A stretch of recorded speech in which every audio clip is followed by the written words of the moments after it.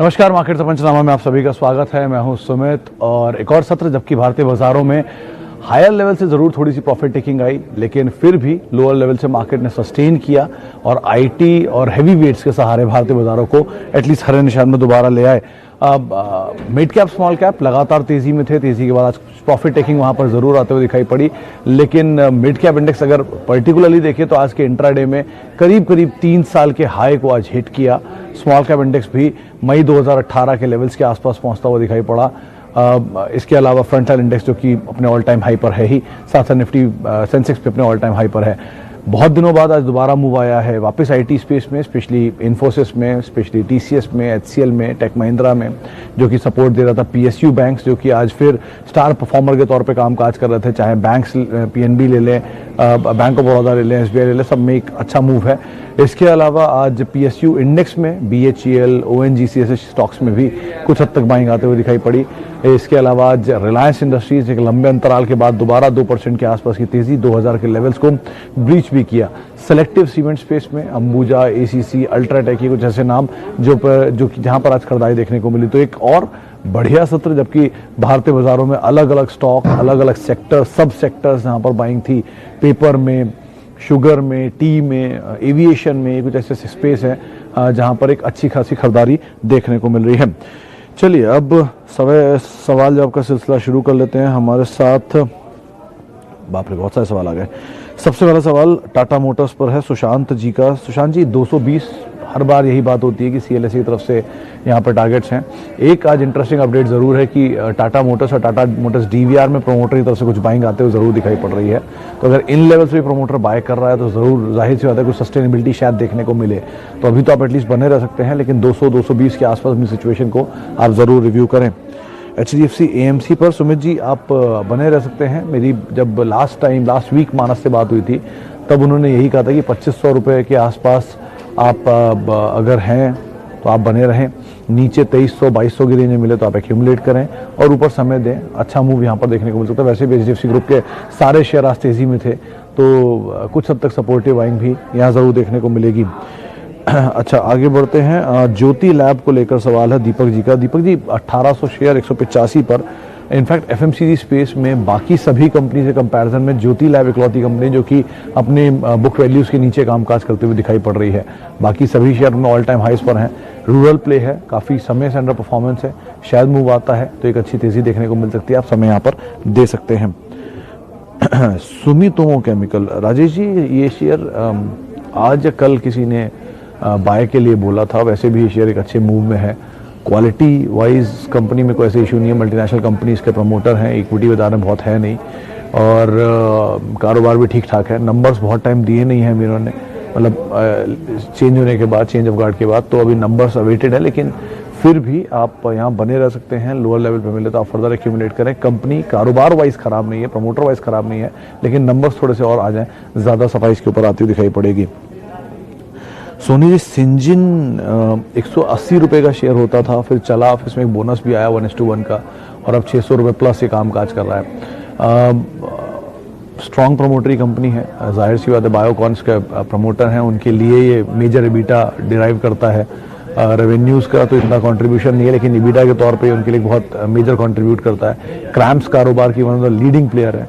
अच्छी pedigree company है। Date मामूली है क्योंकि एक्सपैंड बहुत कर रही है। जो पीछे इशू आए थे वो यही थे कि अपनी कैपेसिटी एडिशन में बहुत ज़्यादा डेट रेज कर रहे हैं और कैपेसिटी एडिशन इनके लिए बहुत मेजर है, लेकिन हाँ धीरे धीरे इनकी कैपेसिटी स्टेबलाइज हो रही है। तो आप अदरवाइज बने रह सकते हैं। कहीं भी आपको लोअर लेवल पे मिले तो आप ज़रूर एक्यूमुलेट करें और अच्छी पेडिग्री का अच्छा स्टॉक है। आगे बढ़ते हैं। क्रॉम्पटन ग्रीव्स, निखिल जी, आज ही एक रिपोर्ट आई थी और मेरे ख्याल से रिपोर्ट थी क्रेडिट स्विस की, नई इनिशिएट रिपोर्ट थी क्रॉम्पटन ग्रीव्स कंज्यूमर के ऊपर। उन्होंने तो ये बात बोली है कि जो इनपुट कॉस्ट है वो थोड़ी बढ़ी है, उसका इम्पैक्ट रहेगा, लेकिन अदरवाइज उनको लगता है कि डिमांड पिकअप हो रही है, स्ट्रॉन्ग ब्रांड वैल्यू है, अच्छे नंबर हैं कंपनी के, तो उनके हिसाब से तो आप बने ही रह सकते हैं। और अदरवाइज भी अब डिपेंड करता है आपने खरीदारी किस भाव पे की है, लेकिन वैसे कंपनी ऐसी बुरी नहीं है, आप यहाँ पर समय दे सकते हैं। ONGC और TVS मोटर, सुशांत जी, ONGC वैल्यू प्ले, क्योंकि आपने खरीदारी किस भाव पे की कहना मुश्किल, लेकिन फिर भी आप ये मान के चलिए कि डिविडेंड यील्ड के लिहाज से सही डिविडेंड यील्ड है, दूसरा एक क्रूशल पार्ट ये है कि इतनी बड़ी एसेट की कंपनी, एसेट बेस की कंपनी आपको इस दाम पर मिल रही है, तो वैसे ही यहाँ पर एक अच्छी वैल्यू है इसके अंदर PSU स्पेस की। ओवरहैंग रहता है हमेशा ऊपर के लेवल पर स्टेक सेल का, तो आप कहीं भी अगर आपने 70 रुपये, 60 रुपये, 80 रुपये की रेंज में खरीदारी की है तो ऊपर कहीं 100, 150, 110, 120 के रेंज में आप एग्जिट करने की कोशिश करिएगा, वो ज़्यादा बेटर विकल्प होगा। बहुत लॉन्ग टर्म के लिए आप दोनों ही कंपनीज को फिलहाल अवॉइड कर सकते हैं। ऑटो में ज़्यादा better largest player Honda, hero मतलब, या फिर बजाज, इन दोनों कंपनियों को आप चुन सकते हैं।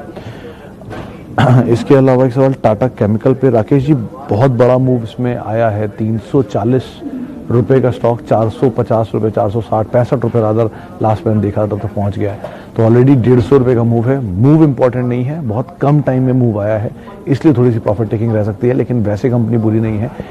केमिकल स्पेस की one of the leading player है, आप समय दे सकते हैं तो ज़रूर बने रहिए, नीचे मिल जाए तो बहुत ही अच्छी बात है। आगे बढ़ते हैं, HDFC AMC की बात हो चुकी है। CG पावर 49 पे 200 शेयर। भूपेन जी आज मैं लोअर सर्किट लगाया, करीब 48 रुपये 90 पैसे की रेंज में शायद लोअर सर्किट लगाया, ये 48-40 पे सर्किट लगाया लोअर। लेकिन हाँ, एक बहुत बड़ी तेज़ी दिखाने के बाद 13 रुपये का शेयर आज आपको 50 रुपये में मिल रहा है, और वहाँ पर आके अब लोअर सर्किट लगाया, तो 2-3 शायद सर्किट लगे भी सप्लाई वाइज। अगर सर्किट लगते हैं 2 और 3 तो आप वेट कर सकते हैं, घबराएं ना। नीचे के दाम पे आपको मिले कहीं 48, 45, 40 की रेंज में, आप ज़रूर इसमें और खरीदारी कर सकते हैं। नंबर वाइज 1500 करोड़ का प्रॉफिट पिछली बार इन्होंने दिया। ट्यूब इन्वेस्टमेंट की सब्सिडरी है, तो प्रमोटर का अब कोई इशू नहीं है एटलीस्ट, और टर्न अराउंड के ऊपर बातचीत भी हो रही है, तो आप समय दे सकते हैं, तो ज़रूर आप बने रहिए। और थोड़ा ऊपर आप ज़रूर एंटर करके गए हैं, लेकिन नीचे मिल जाए तो ज़्यादा अच्छा विकल्प रहेगा। अच्छा, आगे बढ़ते हैं। HDFC बैंक, ICICI और कोटक में, मित्तल साहब एक सवाल ये है कि ICICI आपने खरीदारी HDFC बैंक में क्यों की थी? अगर शॉर्ट टर्म में है तो आप ज़रूर प्रॉफिट टेकिंग कर सकते हैं, लॉन्ग टर्म में है या शॉर्ट टर्म में है तो भी आप ये भी ना भूलें कि ICICI बैंक और कोटक भी कौन सा कम चले, ये भी बहुत चले हुए बैंक्स हैं, तो इनसे निकल के उनमें जाने में बहुत ज़्यादा कोई फेरबदल तो होना नहीं है। लॉन्ग टर्म के तीनों बैंक बढ़िया हैं, तो आप तीनों में समय दीजिए, कोई दिक्कत नहीं है। इसके अलावा अदानी पावर के 58 रुपये पर 100 शेयर हैं।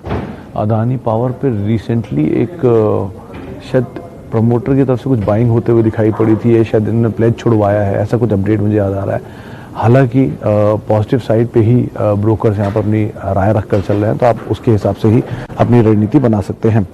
गुडईयर, सौरभ साहब अगर आपने खरीदारी कर ली है तो आप डिविडेंड का वेट करें। 80 रुपये का डिविडेंड जो कंपनी ने अनाउंस किया है, 15 तारीख उसके लिए एक रिकॉर्ड डेट है, उस तारीख तक ये डिविडेंड कहीं एडजस्ट होगा, तो आप वो ले सकते हैं। ये पहली बार है जब कंपनी इतना बड़ा डिविडेंड देने जा रही है, पिछले इतने बड़े अंतराल में तो नहीं देखा। 8-9% के आसपास की यील्ड बैठती है, ये स्टॉक को री रेट करेगा फर्दर, क्योंकि अगर कंसिस्टेंटली कंपनी इस तरह का डिविडेंड देने लग गई तो इनकी यील्ड 8% ही, जो कि मल्टीनेशनल में यूजुअली मिलती नहीं है। मल्टीनेशनल में हाईएस्ट यील्ड की साइड अगर आप जाएंगे तो भी आपको ओरेकल जैसी कंपनियां मिलेंगी जो कि 180 रुपये का डिविडेंड देती है 3200 या 4000 के दाम पर, तो इस तरह की यील्ड आपको मिलती नहीं है, इसीलिए री रेट हो रहा है। अगर यही तरह का डिविडेंड कंसिस्टेंटली पे करती है तो जाहिर सी बात है इसकी री रेटिंग होगी, आप होल्ड कर सकते हैं। अच्छा, जियोजित 61 रुपये पर, मित्तल साहब ऑलरेडी बड़ा मूव आया है, 2 दिन का अपर सर्किट इसमें लगा भी था, उसके बाद अब थोड़ा सा कंसोलिडेट कर रहा है। वैसे तो पॉजिटिव खबरें ही हैं इसको लेकर बाजार में, लेकिन अगर आपको कहीं भी अच्छा प्रॉफिट मिल रहा है तो आप इसमें लेकर निकल जाएं और किसी शेयर में एंटर कर सकते हैं। हाँ, अच्छा, मिड कैप शेयर कल के लिए सर मेरे पास कोई नहीं है अभी, सामी साहब कल और इंट्राडे और 2 दिन 3 दिन के लिए मैं कोई भी शेयर नहीं ट्रैक कर पाता, तो उसके लिए मैं माफ़ी चाहूँगा। अच्छा, हैप्पीएस्ट माइंड पर लॉन्ग टर्म के लिए सर एक अच्छी कंपनी है, अच्छे प्रमोटर की है, सूटा साबी कंपनी है, जिन्होंने माइंड ट्री पहले डेवलप की थी। IPO के बाद चला हुआ थोड़ा स्टॉक है, अगर नीचे मिल रहा है जो कि रीसेंट कंसोलिडेशन में देखने को मिला भी, तो आप वहाँ पर एंटर कर जाएं, वो आपके लिए ज़्यादा बेहतर विकल्प के तौर पे हो सकता है। अच्छा, मेरे 2 बेस्ट शेयर 10 साल के लिए सर, अगर मुझे बेट करना हो किन्हीं 2 शेयरों पर तो मतलब बहुत सारी चीज़ें हैं। वैसे HDFC लाइफ एक अच्छा विकल्प है, HUL एक अच्छा विकल्प है, FMCG में IT में TCS एक अच्छा विकल्प है जिसको आप देख सकते हैं। इसके अलावा मतलब मेजरली सभी कंपनीज के लीडर, सभी सेक्टर्स के लीडर के साथ आप जाइए, वो ज़्यादा बेटर है। और ऐसा ज़रूर नहीं कही है कि अगर वो शेयर अब तक चल चुके हैं तो आगे नहीं चलेंगे। लीडर है तो ऑब्वियसली बात है उसकी चॉइस पहले रहेगी।